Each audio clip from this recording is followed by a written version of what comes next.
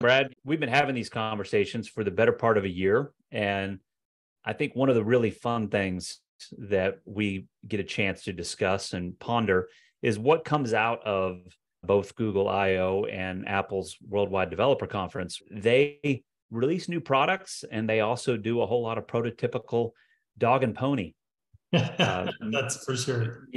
Yeah, let's talk a little bit about what they released or what they mentioned was in the hopper. What do you see in the world of apps and connectivity? What's new and what's really interesting coming from Google or Apple right now? Yeah, as a company that designs and develops custom Android and Apple platform apps, this is like our Super Bowl each year.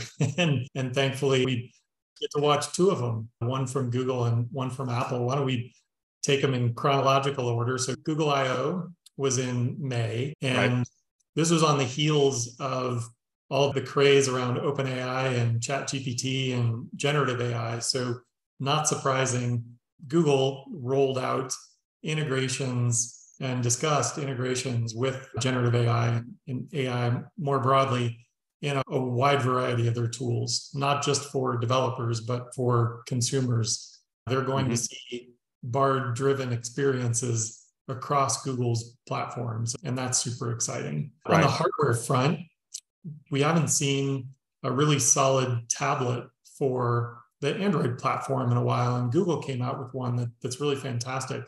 And Apple has kind of run away with the tablet market with their wide variety of iPads that they have to choose from. And that's been a terrific platform for us to design and build for. But now Google is making a re-entry into that space, like I said, with a really solid offering, not only the tablet, but the stand that it charges on to act as kind of a home appliance. I think they expect it to be part of your kitchen or your living room. Another opportunity for you to interact with Google, asking questions of the platform, whether or not you use it as a traditional tablet. It's another opportunity for voice interaction. There are lots of possibilities there. So really exciting to see those things from Google.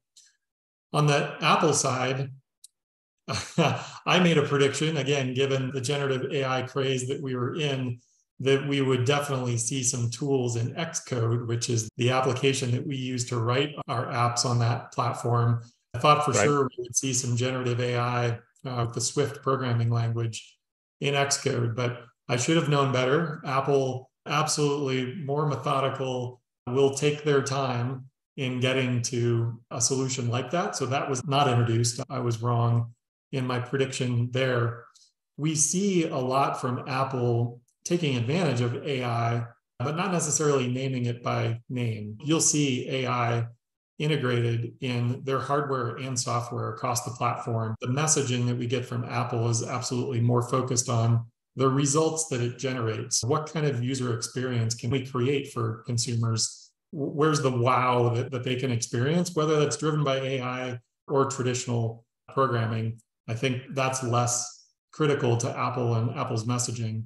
So a much more subdued presentation of that at WWDC in June. I think what took the spotlight, certainly at Apple's conference, was the return of the one more thing that we got used to in the Steve Jobs days when Tim Cook announced the new Vision Pro goggles. And there had been a lot of press leaked in weeks and months, even leading up to the event, that this was finally going to happen. There'd been speculation for years. What people didn't know about that platform as it was coming was what Apple's take was going to be on it. The early predictions that we saw were focused on these as being AR goggles, VR goggles, a great gaming platform.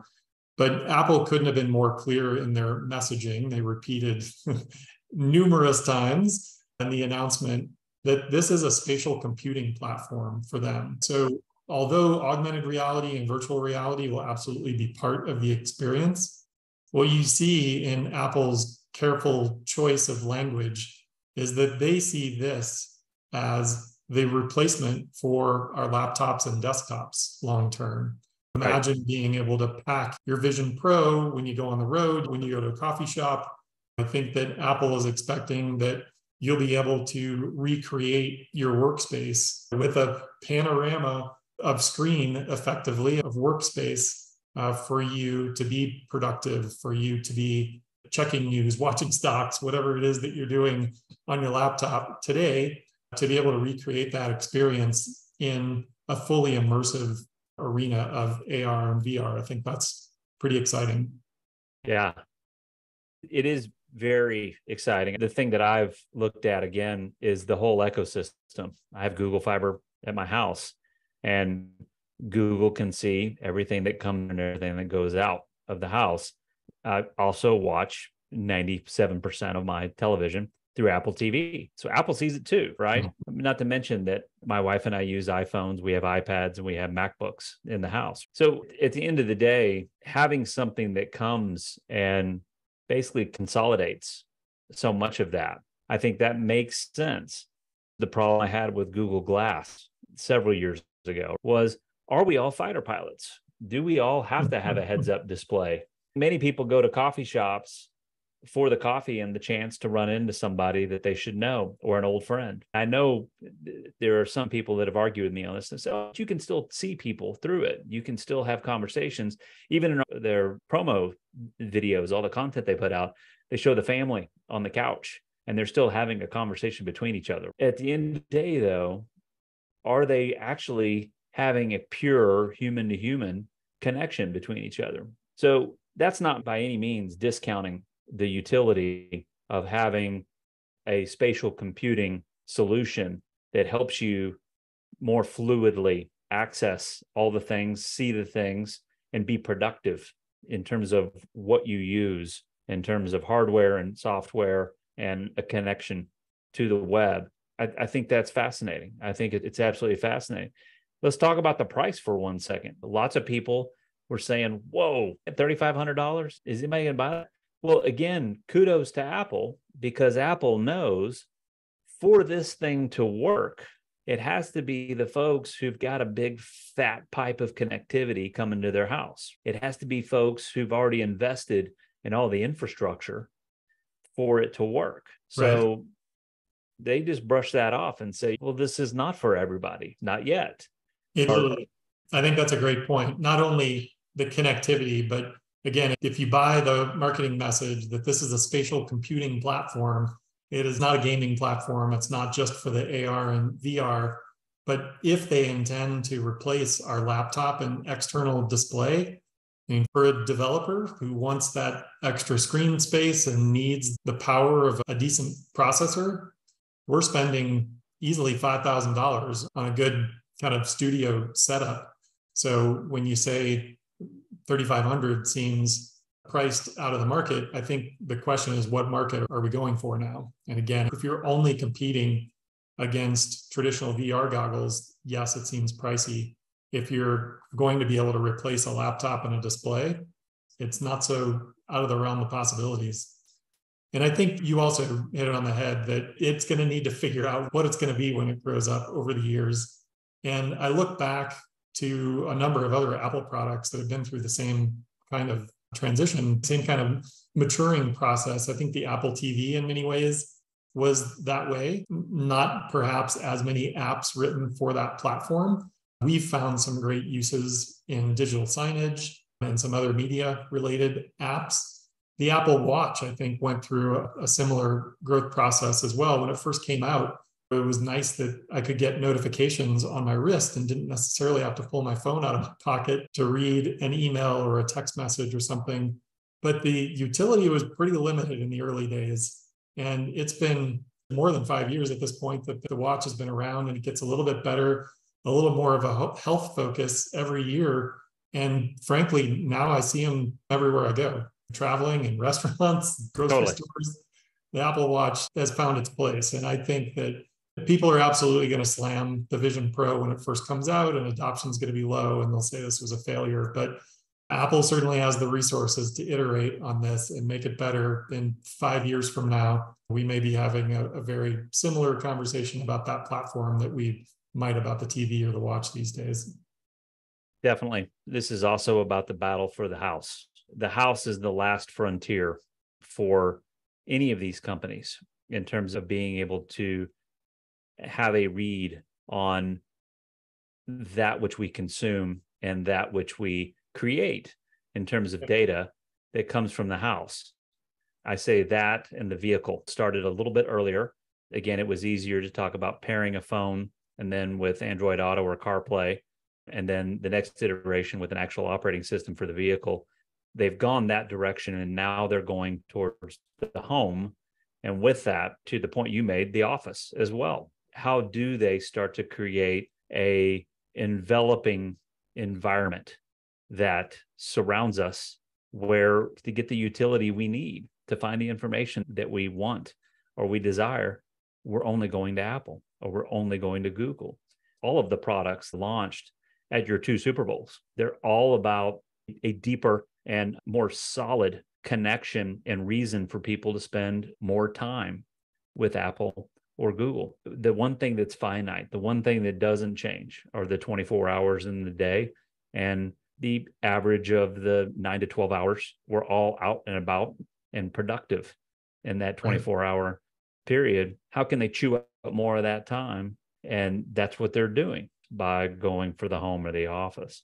People get excited in terms of capability, in terms of content experiences. As you mentioned a couple of times, gaming. It's going to be an incredible experience to game with Vision Pro and with anything that comes up in terms of lookalike and competitive wares in the home. We have a whole new frontier in terms of what gaming is going to look like and what watching a movie is going to look like, the immersive experiences that are there. Me being the purist, though, I'm like, do we need something that will have us be on our couches longer or at our desk longer? I don't think we do. I think this was the wonderful thing about the smartphone, was that it liberated us to where we could spend an extra 30 minutes at lunch. We could leave the office early to go to our kids' baseball game. There's the question of being present at the baseball game, but still, I can at least answer a very important email while I'm sitting in the stands and otherwise watching my kid on the baseball field. That is disrupted a bit when we start talking about technologies that are so strong and so powerful that they take our time and have us invest more time from the living room or the office. So there's a whole thing about responsibility that we could probably discuss some other time when it comes to that.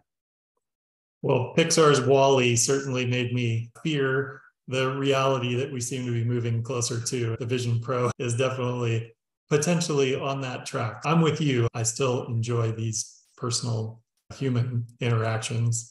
The one last thing I'll add, we talked about potential benefits to consumers that came out of the 2 developer conferences, but the one thing that's universal across both of them is that both Google and Apple continue to provide fabulous tools for inspiring apps and companies like ours to be able to develop solutions more easily across their platforms. So Google wants us to be writing apps for their smart TVs and their Wear platform, and for the new tablets that are coming out, as well as the phones, obviously. And on Apple's side, we've got TV, the watch, iPads, the phones, and the Mac.